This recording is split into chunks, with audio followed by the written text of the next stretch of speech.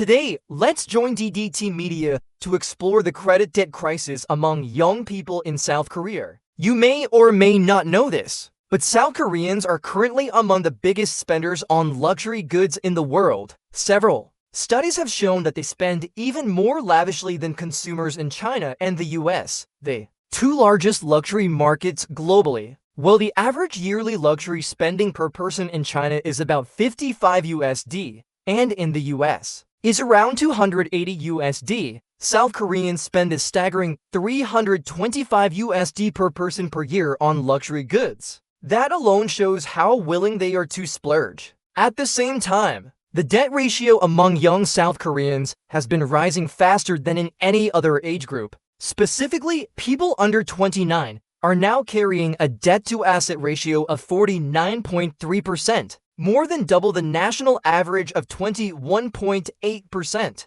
These numbers reveal one thing: while other age groups still have time to accumulate assets, young Koreans are borrowing faster than they can earn. And most of this is credit debt, not mortgage debt. In other words, borrowing to buy a house or make major investments only accounts for a small portion. The majority of young Koreans are falling into uncontrolled consumer debt, spending on themselves and buying luxury goods, as I mentioned earlier. So why do young people in this country have such an alarming, heavy spending lifestyle? We have to rewind back to 1997 after the Asian financial crisis. Many Korean conglomerates collapsed, unemployment soared, and the sluggish economy forced the Korean government to reduce taxes on credit card payments to stimulate consumption. Opening and using credit cards suddenly became easier than ever. After all, paying with a credit card was even more advantageous than using debit cards or cash.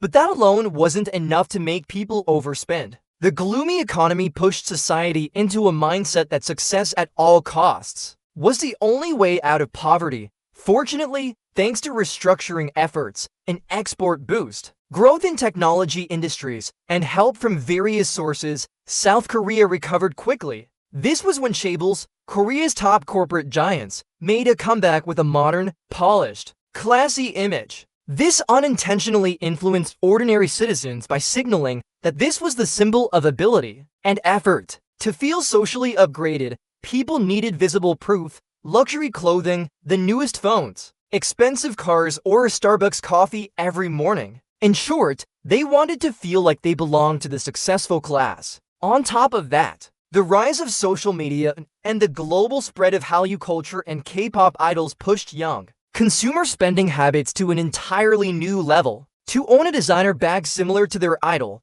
something admired by everyone, many people had to clench their teeth, borrow money, and survive on instant noodles for a month. But none of that shows on the outside. Of course, not all Koreans flaunt luxury goods. Nothing is ever 100%. But in Korea, roughly 80% of people are comfortable showing off, while only about 20% consider flaunting luxury items to be inappropriate. Their lifestyle simply encourages it. Koreans are quite okay with showing what they have. If the entire country is like this, what about the younger generation? You might think Gen Z wouldn't have the money for luxury goods. Many can barely afford everyday living expenses. It sounds contradictory, but it's the truth. Precisely because they don't have much, young Koreans actually spend more on luxury items. Most of them enter the workforce in a struggling economy with unstable jobs. Many have to accept long-term part-time work with wages just enough to survive. Yet social pressure tells them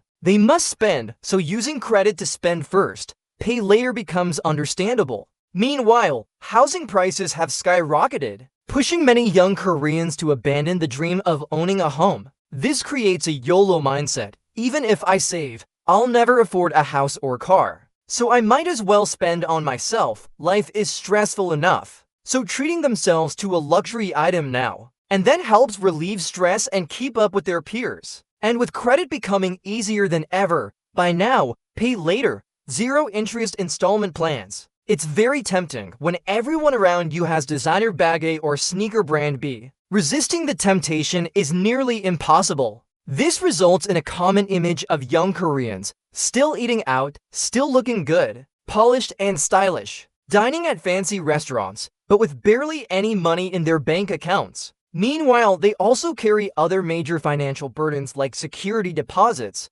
monthly rent, home loan payments, and daily living expenses. Because using credit cards has become a modern habit, many young Koreans can no longer control their finances. This leads to snowballing debt at an alarming SOS level scale. Among young people aged 19 to 39, 1 in 5 is carrying debt 3 times higher than their monthly income. For example, if someone earns 50 million Korean won a year, about 600 million Korean won in total, their debt might easily reach nearly 1.8 billion Korean won. They've become accustomed to borrowing from one source to pay off another, taking new loans to cover existing ones, all while forgetting that a single setback, unemployment, or even slightly lower income can pull them deeply into credit dependence. If interest rates rise even a little, their repayments balloon, leading to inability to pay, and everything collapses. And this is just official credit. If they panic and turn to illegal private lenders,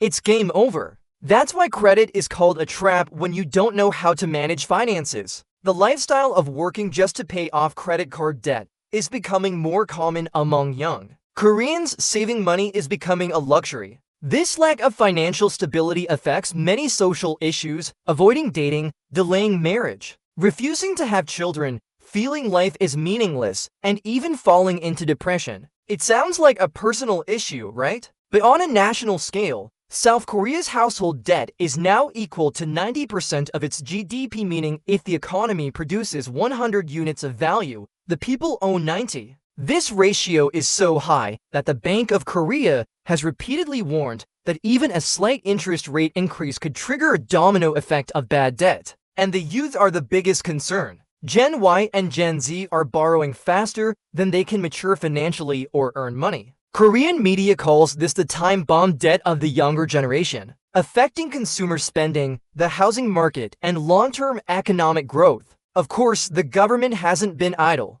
For years, Korea has been tightening regulations like DSR to stop loan stacking, controlling gens-related loans, and inspecting consumer lending platforms. They're trying to pull young people out of the debt spiral before it becomes a true national crisis. Looking at the struggles of young Koreans today, it does feel like a society trapped in a storm. That's everything I wanted to share in today's episode. Thank you for watching until the end.